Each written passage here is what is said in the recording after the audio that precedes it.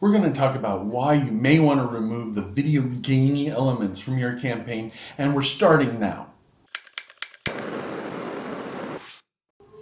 Welcome to the Dungeon Master's Apprentice, and I'm your friendly neighborhood Dungeon Master. Here at the Dungeon Master's Apprentice, we work on creating The Curse, a unique homebrew campaign world, and we also talk about having a great gaming session at the table. If you like these subjects, don't forget to subscribe. Otherwise, I may mail you one of my daughter's dirty diapers. So watch out for mysterious packages in the mail. Now, some say it started in the final days of AD&D 2nd edition. Others say it was 3rd edition with its focus on tactical combat. But nearly everyone agrees that the 4th edition was completely given over to video gamification. 5th edition has pulled back from that somewhat, but those video game elements that remain are one of the reasons for the rise in popularity of OSR games. Now, I'm not telling you how to play. This hobby is huge enough to give every style of play room to shine. But if you're a new DM that is curious about why the old editions are coming back into vogue, stick with me as we explore a few fundamental concepts from the old editions that you can add back into 5th edition to remove that video gamey feel. 1. Focus on player skill versus character skill. Now, Bill Webb, in his book, Bill Webb's Book of Dirty Tricks, wrote, "Combat test character skill. Tricks and role-playing test player skill." I would say that standard, appropriately balanced combat only tests character skill. Even other more popular role-playing channels have pointed out this problem with D&D and Pathfinder. Take Talking 20, for example. Has a video explaining why he is quitting Pathfinder 2.0. Link below. He correctly calls out the problem of video gamey RPGs by pointing out the illusion of choice, and points out that the combat in Pathfinder 2.0, and I would add most modern rule sets, play like an MMO with rotations. If you don't know what he is talking about, or even if you do, I really suggest you watch his video after you finish this one. I always like giving them monsters that they shouldn't be able to defeat, and seeing what creative ways the players can come up with to overcome it. Sort of like a Luke versus Rancor idea of combat. You don't have to out-dice roll the monster. Just outwit it and creatively use the environment to drop a gate on its head. By focusing play on role-playing deeds instead of stats or baked-in game system feats, you make the game more about ingenuity instead of it being just a rules-choked game of chess. The players solve problems themselves instead of letting the rules problem solve for them. 2.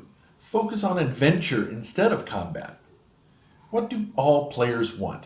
They want to advance their PC, and that means experience points. When the majority of XP comes from combat, the players focus on combat and the combat powers and abilities of their PCs. But what about milestone XP, you say? Well, milestones can feel railroady. Comes in a block, so the players don't get that incremental feel of advancement, and is fairly problematic for sandbox type campaigns where there is no overarching storyline to attach those milestones to. So I would suggest reduce the XP awarded from combat and award XP for treasure that has been successfully recovered. Not just found, but recovered, meaning gotten to a safe area like their home base. Now, 1 gold piece equals 1 XP for all treasures successfully brought back to civilization, excluding magic items. This completely changes the tone of the game and gives it that OSR feel.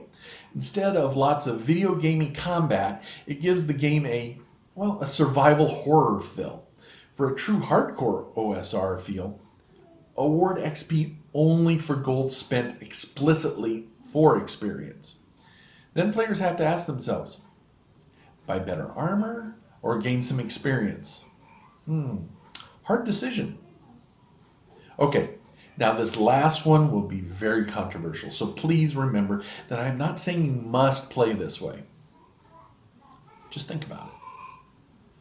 3, focus on the adventure, not the PCs. The PC is the avatar the player is using to experience the game. It is not some precious, unique flower that needs to be nurtured and pampered. The character does not need 100 pages of backstory to be able to experience the game. In fact, the character doesn't need any backstory. What a backstory does is artificially creates a feeling of preciousness that can have many adverse effects on the game. How will a player that spent weeks on his character backstory feel when that player dies in the second or third combat? This affects you, the DM, by having to worry about the balance of every combat, and you wind up sacrificing the first concept I talked about because you can never put the PCs in the Luke versus Rancor scenario. When it comes to leveling up and increasing the skills of the player's PC, don't let them just choose from the books. This is a game, not a skills supermarket. Does all these skills even exist in your game world? If they don't, and the player really wants a certain ability, the player will have to invent it. Now, without a teacher in a controlled environment, the PCs will have to learn from the school of hard knocks. That means attempting it in actual combat with a large chance of failure, lowering the chance of failure with every attempt because you just learn from failures as much as success. After a set number of successful attempts, I would say 20, further attempts work just like they're described in the books. Who knows? Word may get out about the PC, and now hopeful new students may flock to the PC to learn this new ability. Maybe that is how the PC will start to gain followers. Now, if you try any of these suggestions, leave a comment below. And if you like this video, try this one on the screen right now. Until next time, adventure on.